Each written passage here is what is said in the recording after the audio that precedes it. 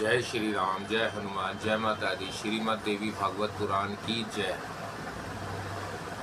वशिष्ठ जी के मैत्रावरुणी नाम का कारण और निमि के नेत्र पलकों में रहने की कथा। राजा जनमेजय ने पूछा, महाभाग, वशिष्ठ जी तो ब्रह्मा जी के पुत्र माने जाते हैं, उनका नाम मैत्रावरुणी कैसे पड़ गया? क्या उन्होंने ऐसा कर्म किया था अथवा उनमें ऐसे ही गुण थे जिससे उनकी यह संज्ञा पड़ गई? मुनिवर, आप सर्वश्रेष्ठ वक्ता है। वशिष्ठ जी मैत्रावरुणी क्यों कहलाते हैं, इसका कारण मुझे बताने की कृपा करें। व्यास जी कहते हैं, राजेंद्र सुनो, वशिष्ठ जी ब्रह्मा के पुत्र होते हुए भी निमि के शाप से पूर्ण जन्म लेने के लिए विवश हो गए और उन महान तेजस्वी मुनि को वह शरीर त्याग देना पड़ा।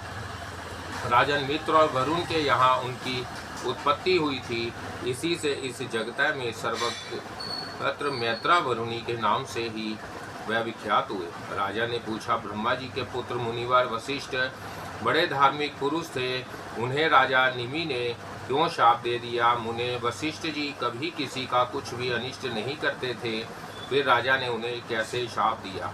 प्रभु, आप बड़े धर्मज्ञ पुरुष हैं, शाप का मूल कारण बताने की कृपा कीजिए। व्यास जी कहते हैं, राजन, इसका निर्णित कारण तो मैं पहले ही बता चुका हूँ। 3 प्रकार के माइक गुणों से यह सारा जगत व्यापक है। राजा धर्म पूर्वक राज्य करे, तपस्वी लोग तपस्या करे, यह स्वाभाविक कर्म है, किंतु माइक गुणों से विधु होने के कारण जैसा शुद्ध भाव होना चाहिए वैसा नहीं हो पाता। शासक राजाओं में काम और क्रोध भरे रहते हैं। कठिन तपस्या करने वाले मुनियों के हृदय से भी लोभ और अहंकार की मात्रा पूरी नष्ट नहीं हो पाती, फिर उत्तम फल कैसे मिले? राजन, जैसे ब्राह्मण थे वैसे ही क्षत्रिय दोनों राजस गुणों से ओतप्रोत होकर यज्ञ कर रहे थे। इसी बीच वशिष्ठ ने निमि को और निमि ने वशिष्ठ को शाप दे दिया और इस प्रकार वह दोनों अपार संकट में पड़ गए। भूपाल, इस त्रिगुणात्मक संसार में द्रव्य शुद्धि, क्रिया शुद्धि और मन शुद्धि प्राणियों के लिए बड़ी दुर्लभ वस्तु है। माँ माया की अदम्य शक्ति का यह प्रभाव है, कोई कभी भी उसका उल्लंघन नहीं कर सकता। जिसके हृदय में जिस क्षण भगवती की कृपा पर विश्वास हो जाता है, उसका उसी क्षण उद्धार हो जाता है। त्रिलोकी में ऐसा कोई भी नहीं है जो भगवती महामाया का रहस्य पूरा समझाता हो, तथापि वह भक्त के वश में हो ही जाती है, यह निश्चित बात है। अतः भगवती जगदम्बा की भक्ति करना परम आवश्यक है। इससे अंतकरण का दोष भी मालूम नष्ट हो जाता है। हाँ, कहीं भक्ति में रोग, द्वेष और दंभ आ गया, तब तो वह उल्टे नाश का कारण बन जाती है। इक्ष्वाकु के कुल में उत्पन्न हुए एक राजा थे, उनका नाम निमि था। वह बड़े सुंदर, गुणी, धर्मज्ञ और प्रजा के प्रेमी थे। कभी झूठ नहीं बोलते थे। दान करना उनका नित्य नियम था। यज्ञ करने में उनकी विशेष रुचि थी। वह बड़े दानी और पुण्यात्मा थे। उन बुद्धिमान निमि को इक्ष्वाकु का 12वां पुत्र माना जाता है। वह सदा प्रजा की रक्षा में तत्पर रहते हैं थे। गौतम मुनि के आश्रम के पास ही जयंतपुर नामक एक नगर था। उसी में उन्होंने अपने निवास की व्यवस्था की थी, क्योंकि वह ब्राह्मणों के बड़े शुभ चिंतक थे, जिसमें प्रचुर दक्षिणाएं बांटी जाती है तथा जो बहुत समय तक पूरा होता है। ऐसा राशि यज्ञ करने का उनके मन में विचार उत्पन्न हो गया। राजन, तब निमि ने अपने पिता इक्ष्वाकु से आज्ञा लेकर महात्माओं के कथानुसार यज्ञ की सारी सामग्री तैयार करवा ली। भृगु, अंगिरा, वामदेव, गौतम, वशिष्ठ, पुलस्त्य, ऋषिशिक, कुलय और क्रतु आदि जितने विशेषज्ञ वेद के पारगामी यज्ञ कराने में कुशल तपस्वी मुनि थे, उन सब के यहाँ निमंत्रण भेज दिया। जब संपूर्ण उपयोगी सामान एकत्रित हो गया, तब धर्मज्ञ राजा निमि ने अपने गुरु वशिष्ठ जी की पूजा की और बड़ी नम्रता के साथ कहा, मुनिवर, कृपा सिंधु, मैं यज्ञ करना चाहता हूँ, आप इसके आचार्य हो जाइए। आप सर्वज्ञानी पुरुष मेरे गुरु हैं, अतः अब यह मेरा कार्य आपके ऊपर निर्भर है। यज्ञ संबंधी सभी वस्तुओं का संग्रह कराकर मैंने इनकी शुद्धि करा ली है। मेरे मन में ऐसा विचार है कि मैं 5 वर्ष के लिए यज्ञ में दीक्षित हो जाऊं। मैं विधि पूर्वक वह यज्ञ करना चाहता हूं जिसमें भगवती जगदम्बा की विशेष रूप से आराधना की जाए, क्योंकि उनकी प्रसन्नता ही मेरे यज्ञ का उद्देश्य है। राजा निमि की उपयुक्त बातें सुनकर वशिष्ठ जी ने उनसे कहा, राजेंद्र, तुमसे पहले ही मुझको इंद्र ने यज्ञ कराने के लिए वरण कर लिया है। पराशक्ति नामक यज्ञ करने के लिए वह तैयार है। उन्होंने 500 वर्ष तक यज्ञ करने की दीक्षा ले ली है। अतः राजन, तब तक तुम इन सामग्रियों को सुरक्षित रखो। इंद्र का यज्ञ समाप्त होने पर उस कार्य से निवृत्त होकर मैं तुरंत तुम्हारे यहाँ आ जाऊंगा। उस समय तक तुम्हें सब सामग्री सुरक्षित रखनी चाहिए। राजा ने कहा, ब्राह्मण, यज्ञ के निमित्त मैं बहुत से अन्य मुनियों को भी निमंत्रण कर चुका हूँ। यज्ञ की सारी वस्तुएं भी जुट गई हैं, फिर इतने लंबे समय तक मैं कैसे उन्हें संभाले रहूँगा। गुरुदेव, आप इस इक्ष्वाकु वंश के नित्य आचार्य है। वेदों का कोई भी अंश आपसे विदित नहीं है। द्विजवर, आप क्यों इस समय मेरा कार्य ना कराकर अन्यंत्र जाने के लिए तैयार हो रहे हैं? ऐसा काम करना तो आपके लिए शोभा नहीं देता। राजा निमि के इस प्रकार रोकने पर वह भी इंद्र के यज्ञ में चले गए। इससे राजा का मन बिल्कुल उदास हो गया। तत्पश्चात उन्होंने गौतम मुनि को अपना आचार्य बनाया और हिमालय पर्वत के सन्निकट समुद्र के किनारे जाकर वह यज्ञ में दीक्षित हो गए। राजन, महाराज निमि ने उस यज्ञ में ब्राह्मणों को प्रचुर दक्षिणाएं बांटी। उन्होंने बहुत सा धन और गौएं देकर ऋषित्वजों की पूजा की। प्राय सभी बड़े प्रसन्न थे। इधर 500 वर्षों की अवधि वाला इंद्र का यज्ञ जब समाप्त हो गया, तब वशिष्ठ जी राजा निमि का यज्ञ देखने के विचार से वहां आए। राजा से भेंट कर लूं, यो सोचकर कुछ देर तक वह वहां रुके रहे। उस समय राजा निमि सोए हुए थे। उन्हें गहरी नींद आ गई थी। नौकरों ने राजा को जगाया नहीं, जिससे वह मुनि के पास नहीं आ सके। इससे वशिष्ठ जी ने सोचा कि राजा मेरा अपमान कर रहा है, अतः उनके मन में क्रोध उत्पन्न हो गया। निमि का सेवा में उपस्थित ना होना ही मुनि के रोष का कारण बन गया था। क्रोध के वशीभूत होकर उन्होंने राजा को शाप दे दिया। कहा, तुमने मुझे जैसे अपने गुरु को छोड़कर दूसरे को गुरु बना लिया। राजन, यूँ मेरा अपमान करके तुम यज्ञ में दीक्षित हो गए हो। अरे मूर्ख, मेरा मन करने पर भी तुम रुक ना सके, अतः आज से तुम विदेह हो जाओगे। राजन, तुम्हारा यह शरीर नष्ट हो जाए, विदेह हो जाओ। व्यास जी कहते हैं, राजन, मुनि का यह शाप सुनकर सेवकों ने तुरंत महाराज निमि को जगाया और वशिष्ठ जी बड़े कुपित हो गए।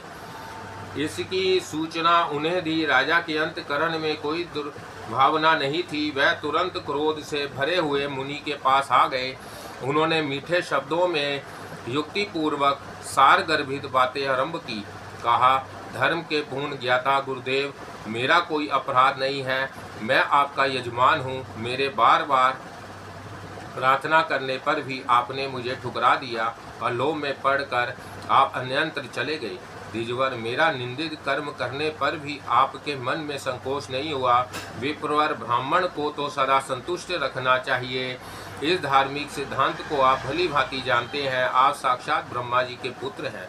वेद और वेदांग का सर्वोत्कृष्ट ज्ञान आपको प्राप्त है। ब्राह्मणों के धर्म की गति बड़ी गहन है। इसे समझना अत्यंत कठिन कार्य है। आप इस सूक्ष्म धर्म को ना समझने के कारण ही मुझे अपना अपराधी जानकर व्यर्थ शाप दे रहे हैं। विद्वान पुरुषों को चाहिए कि क्रोध को सदा के लिए त्याग दे, क्योंकि वह चंडाल से भी बढ़कर अस्पृश्य है। इस क्रोध का ही परिणाम है कि आपने अकारण मुझे शाप दे दिया। अतः मैं भी आपको यह शाप दे रहा हूँ कि आपका भी यह क्रोध भाजन शरीर शीघ्र नष्ट हो जाए। इस प्रकार मुनिवर वशिष्ठ और राजा निमि दोनों परस्पर शाप के भागी बन गए। शाप लग जाने पर उन दोनों के चित्त चिंतित हो उठे। वशिष्ठ जी के मन में बड़ी खलबली मच गई। अतः वह ब्रह्मा जी की शरण में गए और राजा ने जो कठिन शाप दे दिया था वह उनसे प्रार्थना पूर्वक कह सुनाया। वशिष्ठ जी ने कहा, पिताजी, राजा निमि ने मुझे शाप दे दिया है। तुम्हारा यह शरीर नष्ट हो जाए। शरीर के शांत होने में कष्ट होना स्वाभाविक है, किंतु यह विषम परिस्थिति मेरे सामने आ ही गई। अतः अब मुझे क्या करना चाहिए? मैं पुनः शरीर धारण करूंगा तो उस समय मेरे पिता कौन होंगे, यह बताने की कृपा करें। मैं चाहता हूँ दूसरे शरीर से संबंध होने पर भी मेरी स्थिति पूर्वतः ही रहे। मेरे इस शरीर में जैसा ज्ञान सुलभ है वैसा ही दूसरा शरीर पाने पर भी मुझे प्राप्त रहे। महाराज, आप बड़े शक्तिशाली हैं, अतः मेरी प्रसन्नता के लिए आप ऐसी ही व्यवस्था करने की कृपा करें। वशिष्ठ जी की बात सुनकर ब्रह्मा जी ने उन अपने मानस पुत्र से कहा, मुने, तुम मित्रा वरुण के तेज में प्रविष्ट होकर शांत पड़े रहो। समय आने पर उन्हीं के द्वारा तुम प्रकट हो जाओगे। तुम आयो निज पुत्र होगे, इसमें कुछ भी संशय नहीं है। नवीन देह पाने पर भी ऐसा ही धार्मिक बुद्धि प्राप्त होगी। तुम प्राणियों के सुहृदय, वेद वेता, सर्वज्ञानी और सबसे सम्मान प्राप्त करने के अधिकारी होगे। लोक पितामह ब्रह्मा जी के श्री मुख से इस प्रकार की बातें स्पष्ट हो जाने पर वशिष्ठ जी ने प्रसन्नता पूर्वक उनके चरणों में मस्तक झुकाया और प्रदक्षिणा करके वह वरुण के आश्रम पर चले गए। सदा एक साथ रहने वाले मित्र और वरुण दोनों ऋषि वहां विराजमान थे। वशिष्ठ जी उनके शरीर में प्रविष्ट हो गए। वह अपने श्रेष्ठ स्थूल शरीर का परित्याग करके केवल सूक्ष्म शरीर से मित्रा वरुण के शरीर में प्रवेश कर गए। राजन, एक समय की बात है, उर्वशी नामक परम सुंदरी अप्सरा अपनी सखियों के साथ स्वेच्छापूर्वक मित्रा वरुण के आश्रम पर आई। उसे देखकर मित्रा वरुण का चित्त चलायमान हो गया। वह उससे कहने लगे, सुंदरी, तुम्हारा रूप बड़ा ही आकर्षक है। तुम देव कन्या हो, अतः तुम हमें वरण कर लो। वर्णनीय इस आश्रम पर स्वच्छता पूर्वक आनंद का अनुभव करो। यह इस प्रकार कहने पर वह उर्वशी अप्सरा कुछ समय तक वहां ठहर गई। उस सुंदरी अप्सरा से मुनि का अभिप्राय अविदित न रहा। उनके प्रति प्रेम प्रकट करते हुए उसने वहां रहना स्वीकार कर लिया। संयोगवश वहीं एक खुले मुख का घड़ा पड़ा हुआ था। उर्वशी से बातचीत हो रही थी। इतने में ही मित्र वरुण का वीर्य स्खलित होकर उस घड़े में गिर पड़ा। राजन, उसी से अत्यंत मनोहर दो मुनि कुमार प्रकट हो गए।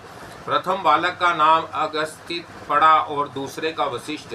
मित्र वरुण के वीर्य से उत्पन्न यह दोनों मुनि महान तपस्वी एवं ऋषियों में प्रधान हुए। अगस्तिक में तपस्या की अटूट श्रद्धा थी, अतः बचपन में ही वह वन में चले गए। दूसरे बालक वशिष्ठ को इक्ष्वाकु ने पुरोहित के रूप में वरण कर लिया। राजन, तुम्हारा यह वंश सुखी रहे, इस विचार से महाराज इक्ष्वाकु ने वशिष्ठ के पालन पोषण की समुचित व्यवस्था कर दी। राजन, ये सब कथाएं तुम्हें सुना चुका। इस प्रकार शाप लग जाने के कारण वशिष्ठ जी को मित्र वरुण के कुल में दूसरा शरीर धारण करना पड़ा। यह प्रसंग इससे स्पष्ट हो जाता है। राजा जनमेजय ने कहा, मुने, आपने वशिष्ठ के देह धारण करने की बात तो बतला दी, अब निमि को पुनः शरीर कैसे मिला, यह प्रसंग भी मुझे बताने की कृपा करे। व्यास जी कहते हैं, राजन, जैसे वशिष्ठ को पुनः शरीर प्राप्त हो गया, वैसे ही शाप लगने के पश्चात राजा निमि पुनः शरीरधारी नहीं हुए। जिस समय मुनि ने शाप दिया उस समय राजा यज्ञ में दीक्षित थे। उन्होंने जितने ब्राह्मणों को ऋत्विज के रूप में वर्ण किया था वह सभी आपस में विचार करने लगे। ओहो, ये धर्मात्मा नरेश यज्ञ में दीक्षित है, अभी यज्ञ का काम अधूरा ही है, इसी बीच यह मुनि के शाप से जले जा रहे हैं। ऐसी विषम परिस्थिति में अब हमें क्या करना चाहिए? तदंतर उन ऋषित्वजों ने अनेक प्रकार के मंत्रों का प्रयोग करके महामना निमि के शरीर को सुरक्षित रखा। उनके श्वास की गति समाप्त नहीं हो सकी। मंत्र की शक्ति से निर्विकार आत्मा शरीर में प्रविष्ट रहा। ब्राह्मणों ने भांति भांति की पुष्पमालाओं और चंदनों से उस आत्मा को सुपूजित कर रखा था। यज्ञ समाप्त हो जाने पर इंद्राणी समस्त देवता वहां पधारे। राजन, ऋषित्वजों ने आए हुए उन संपूर्ण देवताओं की समुचित स्तुति की। इससे वह परम प्रसन्न हो गए। तब उन ब्राह्मणों ने प्रार्थना पूर्वक राजा की स्थिति देवताओं के सामने उपस्थित कर दी। अतः दुखी नरेश के प्रति देवताओं ने कहा, उत्तम व्रत का पालन करने वाले राजन, इस पर सत्र है, तुम वर मांग लो। राजे, तुम्हारे इस यज्ञ के प्रभाव से तुम्हें सर्वोत्तम जन्म मिल सकता है। देव शरीर अथवा मानव शरीर जो भी तुम्हें अभिष्ट हो प्राप्त कर सकते हो। जैसे तुम्हारे पुरोहित वशिष्ठ अपने सुख एवं सुविधा के अनुसार मृत्यु लोक में शरीर धारण किए हुए हैं। देवताओं के यो कहने पर निमि की आत्मा परम संतुष्ट होकर बोल उठी, महाभाग देवताओं, मैं सदा जन्मने और मरने वाले इस शरीर में रहना बिल्कुल पसंद नहीं करता। मैं चाहता हूँ संपूर्ण प्राणी जिनके द्वारा देखते हैं उसी वस्तु में रहने का सुअवसर मुझे प्राप्त हो। अखिल प्राणियों के नेत्रों में वायु बनकर मैं विचार करूं। राजन, जब निमि की आत्मा ने देवताओं के सामने यो अपनी अभिलाषा प्रकट की तब वह उससे कहने लगा, महाराज, इसके लिए तुम सब पर शासन करने वाली कल्याण स्वरूपणी भगवती जगदम्बा की प्रार्थना करो। तुम्हारे इस यज्ञ से वह परम प्रसन्न है, उन्हीं की कृपा से तुम्हारा यह मनोरथ पूर्ण होगा। देवताओं के यों कहने पर निमि ने अनेक प्रकार के दिव्य सूत्रों द्वारा भक्ति पूर्वक गदगद वाणी में देवी से प्रार्थना की। इससे संपत्र होकर देवी ने राजा निमि को साक्षात दर्शन दिए। उनके विग्रह से ऐसा प्रकाश फैल रहा था मानो करोड़ों सूर्य एक साथ चमक रहे हों। प्रत्येक अंग से सुकुमारता प्रकट हो रही थी। देवी की ऐसी अपूर्व झांकी पाकर सब के सब आनंद में निमग्न हो गए। सभी अपने को सफल मनोरथ समझने लगे। राजन, देवी को प्रसन्न जानकर निमि ने उनसे वर मांगा, माता, आप मुझे ऐसा निर्मल ज्ञान देने की कृपा कीजिए जिससे मैं मुक्त हो सकूं, और मेरी यह अभिलाषा है कि संपूर्ण प्राणियों के नेत्रों में ठहरने का सुयोग्य मुझे प्राप्त हो। भगवती जगदम्बिका की निमि पर प्रसन्न तो थी ही। उन्होंने उनसे कहा, राजन, तुम्हें शुद्ध ज्ञान अवश्य प्राप्त होगा। अभी तुम्हारा प्रारब्ध भोग समाप्त नहीं हुआ है, अतः समस्त चराचर प्राणियों के नेत्रों में तुम्हें रहना होगा। तुम्हारे प्रभाव से ही प्राणियों की आँखों में पलक गिरने की शक्ति रहेगी, अथवा मनुष्य, पशु और पक्षी ये पलक गिराने वाले प्राणी कहलाएंगे। देवता इस स्थिति में पृथक है। पलकें ना गिरने से उनकी अनिमिषित संज्ञा होगी। राजन, वर देने के लिए पधारी हुई भगवती जगदम्बा यो निमि का मनोरथ पूर्ण करके मुनियों से मिलने के पश्चात वही अंतर्धान हो गई। देवी के पधार जाने पर वहां उपस्थित संपूर्ण मुनियों के सम्यक प्रकार से परामर्श करके निमि के नष्ट होते हुए स्थूल शरीर को रखा और कोई राजकुमार उत्पन्न हो जाए। इस विचार से उस शरीर के भीतर कष्ट डालकर मंत्र पढ़ते हुए उसे मथने लगे। साथ ही साथ मंत्र पूर्वक हवन भी होता रहा। यो अरणि मंथन करने पर एक सर्व लक्षण संपन्न बालक की उत्पत्ति हुई। वह ऐसा जान पड़ता था मानो दूसरे निमि ही स्वयं प्रकट हो आए हो। वही बालक अरणि मंथन से प्रकट होने के कारण मिथि और पिता के शरीर से निकलने के कारण जनक नाम से जगत में विख्यात हुआ। निमि के विधेय होने से उनके कुल में जितने नरेश हुए वह सभी विधेय कहलाने लगे। इस प्रकार निमि से राजा जनक की उत्पत्ति कही गई है। उन्होंने गंगा के तट पर एक नगरी बसा ली जो बड़ी ही मनोहर है। मिथिला नाम से वह नगर जगत प्रसिद्ध है। इस वंश में जो राजोत्पन्न होते हैं उन सभी को जनक की उपाधि मिलती है। उन परम ज्ञानी राजाओं को लोग विधेय भी कहते हैं। राजन, निमि की यही उत्तम कथा है जो मैं वर्णन कर चुका। इन्हें शाप लग जाने से विदेह हो जाना पड़ा था। ये बातें विदश रूप से बतला दी। राजा जनमेजय ने कहा, भगवान निमि ने वशिष्ठ जी को शाप दे दिया था। इसका कारण अभी आप बता चुके हैं, परंतु वशिष्ठ जी ब्राह्मण थे और राजा ने उन्हें अपना पुरोहित बना रखा था। फिर ऐसे मुनि को राजा ने शाप क्यों दे दिया? वशिष्ठ जी को ब्राह्मण और गुरु समझकर भी राजा निमि अपना क्षमा भाव नहीं रख सके। ईश्वाकु कुलभूषण उन नरेश ने धर्म के रहस्य को जानते हुए भी क्रोधवश वशिष्ठ जी को, जो ब्राह्मण एवं गुरु के पद पर प्रतिष्ठित थे, क्यों शाप दे दिया? व्यास जी कहते हैं, राजन, अजितेंद्रिय व्यक्ति के लिए क्षमा बड़ी ही दुर्लभ वस्तु है। जगत में क्षमाशील पुरुष मिल जाए यह कठिन बात है। सो भी अपकार करने की शक्ति रखते हुए मुनि का स्वभाव होना चाहिए कि वह किसी में आसक्ति ना रखे तथा तपस्या करे। निद्रा और भूख प्यास को जीतकर योग के अभ्यास में तत्पर रहे। काम, क्रोध, लोभ और अहंकार ये प्रबल शत्रु मानव के शरीर में सदा विद्यमान रहते हैं। मानव इन्हें समझ नहीं पाते। मुने ब्रह्मा जी के पुत्र तथा अन्य बहुत से तपस्वी हो चुके हैं, परंतु वह भी तीनों गुणों से अछूते नहीं रह सके। फिर मृत्यु लोक के मानवों की क्या कर चर्चा करे।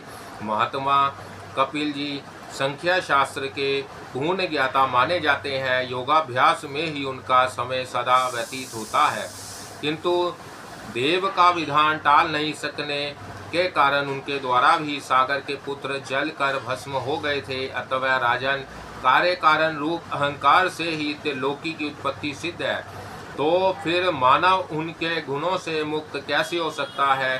संपूर्ण प्राणियों के गुणों के अव्यवस्थापक भगवान शंकर माने जाते हैं। उनकी इच्छा के अनुसार प्राणियों में कभी सत्व गुण की अधिकता होती है, कभी राजस गुण की तथा कभी तमोगुण की, कभी सभी गुण समान होकर ही रहते हैं। यह परम प्रमुख प्रभु परमात्मा निर्गुण, निर्लेप, अविनाशी, अप्रमेय और सनातन स्वरूप है। इनकी झांकी पाने में संपूर्ण प्राणियों की आंखें प्राय असफल रहती है। इन्हीं के समान इनके साथ विराजमान रहने वाली परमा शक्ति भी है। चराचर जगत की व्यवस्था करने वाली इन देवी के मन पर तीनों गुणों का प्रभाव नहीं पड़ सकता। अल्प बुद्धि मानवों के लिए यह दुर्जय है। पर ब्रह्मा, परमात्मा और पराशक्ति, इनमें किंचित मात्र भेद नहीं है। यह सदा से एक स्वरूप है। यह जानकर मानव संपूर्ण दोषों से मुक्त हो जाता है। यह ज्ञान मुक्ति का अचूक साधन है। वेदांत इसे मुक्त कंठ से कहा रहा है। इस त्रिगुणात्मक संसार में जो इस रहस्य को जान गया, उसके मुक्त होने में कोई संदेह नहीं। ज्ञान भी दो प्रकार के बताए गए हैं। इनमें सशब्दी ज्ञान को प्रथम माना गया है। बुद्धिपूर्वक वेद और अस्त्र के अर्थ पर पूर्ण विचार किया जाए तो यह ज्ञान सुलभ हो जाता है। बुद्धि की कल्पना के अनुसार इस ज्ञान के भी बहुत से अवंतर भेद हो जाते हैं। राजन, अनुभव नामक दूसरे ज्ञान को बड़ा दुर्लभ मानते हैं। वह ज्ञान तब मिल सकता है जब उसके जानकार पुरुष के साथ रहने का अवसर प्राप्त हो। भारत, केवल शब्द ज्ञान के कार्य सिद्ध होना असंभव है, अतः अनुभव ज्ञान को दिव्य माना जाता है। शब्द ज्ञान में ऐसी योग्यता नहीं है कि उसके द्वारा अंतकरण का अंधकार नष्ट हो सके। जैसे दीपक की चर्चा करने से अंधकार का अभाव असंभव है। कर्म वह है जिससे प्राणी बंधन में ना पड़े, और विधा उसे कहते हैं जो मुक्ति की साधिका हो। अन्य कर्म करने से केवल परिश्रम ही साथ लगता है तथा विधा केवल कारीगरी मात्र सिखा देती है। प्राणी इनसे वास्तविक लाभ नहीं उठा पाते। सदाचार का पालन करना, दूसरे के हित में तत्पर रहना, मन में क्रोध ना आने देना, क्षमा, धैर्य या संतोष रखना, यह विधा के परम उत्तम फल माने गए हैं। राजन, विधा तपस्या अथवा योगाभ्यास के बिना कामादि शत्रुओं का संहार कदापि नहीं हो सकता। काम, क्रोध आदि का उदम स्थान चित्त बताया गया है। जब मन वंश में रहता है तब ये सब विकार उत्पन्न नहीं हो पाते। राजन, यही कारण है कि राजा निमि मुनिवर वशिष्ठ के प्रति क्षमा नहीं कर सके। जिस प्रकार ययाति ने अपराध करने पर भी शुक्राचार्य को शाप नहीं दिया, वैसी स्थिति निमि की नहीं थी। पूर्व समय की बात है, शुक्राचार्य ने महाराज ययाति को शाप दे दिया था कि तुम पर अभी बुढ़ापा छा जाए। राजा ने कुछ भी ना कहकर उनके शाप जनित बुढ़ापे को स्वीकार कर लिया। ठीक ही है, कुछ राजा शांत स्वभाव के होते हैं और किन्हीं का हृदय बड़ा कठोर होता है। राजन, सभी का स्वभाव एक सरीखा नहीं होता, अतः किसको दोष ठहराया जाए। प्राचीन समय की बात है, बहुत से भृगुवंशी ब्राह्मण है कुल के क्षत्रियों के पुरोहित थे। क्रोध में आकर उन क्षत्रियों ने कुछ भी नहीं सोचा और धन के लोभ से संपूर्ण ब्राह्मणों का सत्यानाश ही कर डाला। ब्रह्मा हत्या करने से महान पाप होगा, इस पर भी उन्होंने कुछ ध्यान नहीं दिया।